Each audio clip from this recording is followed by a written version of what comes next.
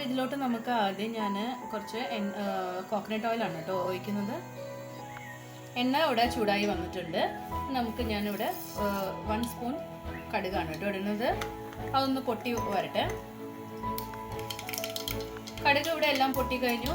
ഇതാ 1/2 സ്പൂണ് ഞാൻ ഉഴുന്നാണ് ഇട്ട് കൊടുക്കുന്നത്. അപ്പോൾ ഇതാ ഉഴുന്നിൻ്റെ ചെറുതായിട്ട് കളറ് ഒന്ന് ചേഞ്ച് ആയിട്ടുണ്ട്. ഇനി ഞാൻ ഇതിലോട്ട് കുറച്ച് ഇഞ്ചിയാണ് ഇട്ട് കൊടുക്കുന്നത്.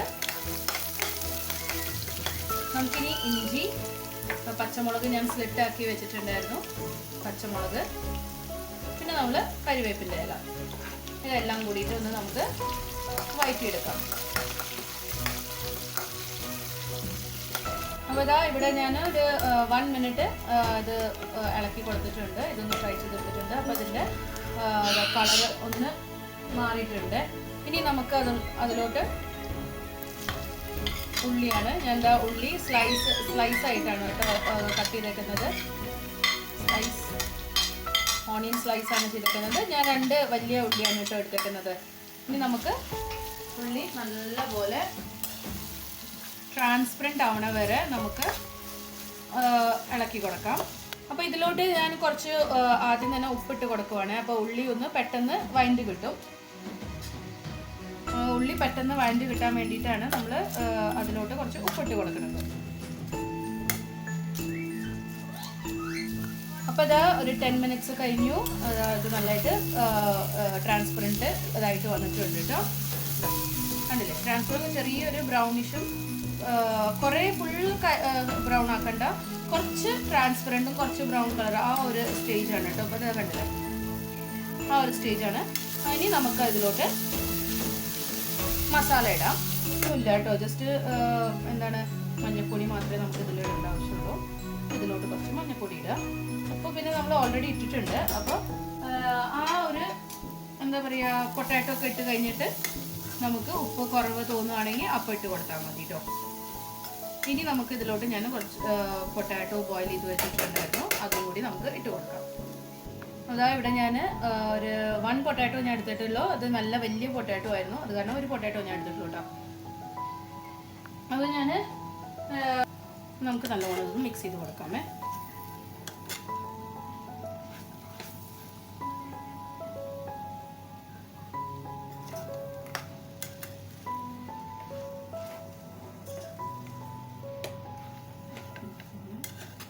ചെയ്തിട്ടുണ്ട്. ഇനി നമുക്ക് ഇതിലോട്ട് കുറച്ച് വെള്ളം ഒഴിച്ച് കൊടുക്കാം കേട്ടോ. എന്താ ഞാനിതിലോട്ട് കുറച്ച് വെള്ളം ഒഴിക്കുകയാണ്.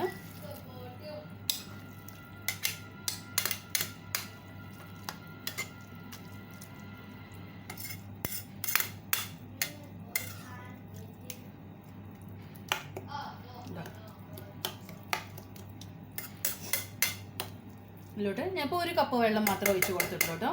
നമുക്ക് കുറച്ച് ഉപ്പുണ്ടോയെന്ന് ജസ്റ്റ് നമുക്ക് ഈ ഒരു ടൈമിൽ ചെക്ക് ചെയ്യാം. ഉപ്പ് കുറച്ച് കുറവാണ്, നമ്മൾ ഉപ്പിട്ട് കൊടുക്കുകയാണ്. എന്നിട്ട് നല്ലോണം ഇളക്കി കൊടുക്കുക.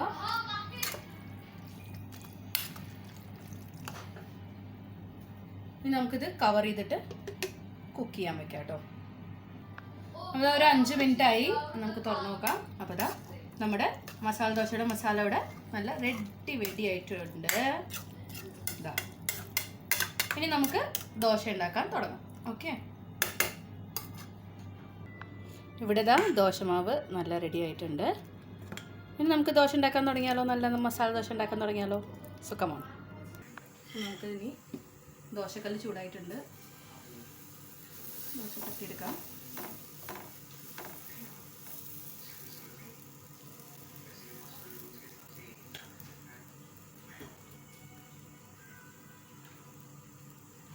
ഇതിലോട്ട് നെയ്യ് പറ്റി കൊടുക്കാം.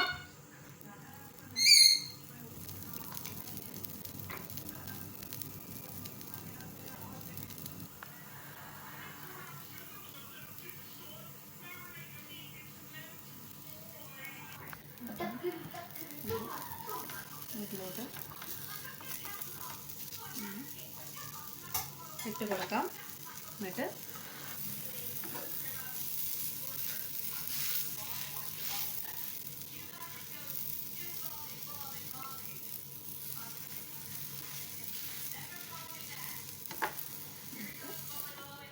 നമുക്ക് സെർവ് ചെയ്യാം.